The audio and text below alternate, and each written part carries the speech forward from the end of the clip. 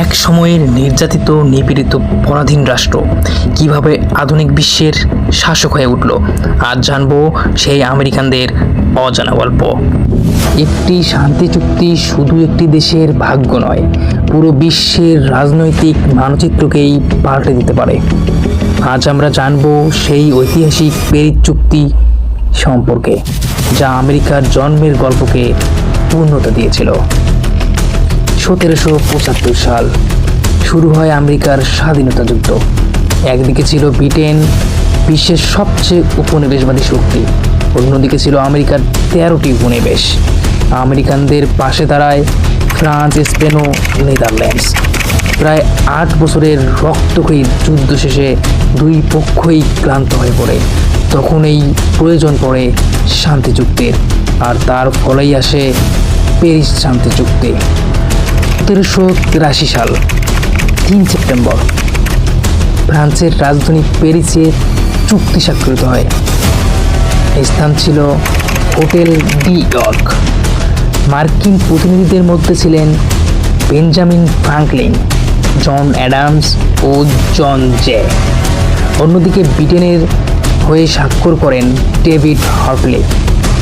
এই একখানি দলিলই আমেরিকার ইতিহাসে নতুন অধ্যায় রচনা করেছিল। প্যারিস শান্তি চুক্তির মাধ্যমে গৃহীত হয় কিছু গুরুত্বপূর্ণ সিদ্ধান্ত। ব্রিটেন আমেরিকার স্বাধীনতাকে আনুষ্ঠানিকভাবে স্বীকার করে নেয়। আমেরিকার সীমান্ত নির্ধারণ করা হয় আটলান্টিক মহাসাগর থেকে মিসিসিপি পর্যন্ত। আমেরিকানরা কানাডার উপকূলে ও নিউ ফাউল্যান্ডে মাছ ধরার অধিকার পায়। যারা ব্রিটিশপন্থী ছিল বা রয়্যালিস্ট নামে পরিচিত, তাদের সম্পত্তি সুরক্ষার প্রতিশ্রুতি দেওয়া হয়। যুদ্ধবন্দীদের মুক্তি ও নতুন করে বাণিজ্যিক সম্পর্ক গড়ে তোলার সিদ্ধান্ত গ্রহণ করা হয়। এই চুক্তির প্রভাব ছিল বিশ্ব রাজনীতিতে গভীর। আমেরিকার প্রথম আধুনিক প্রজাতন্ত্র হিসেবে প্রতিষ্ঠিত হয়। ব্রিটেন দুর্বল হয়ে পড়ে আর ফ্রান্স ও স্পেন শক্তি লাভ করে।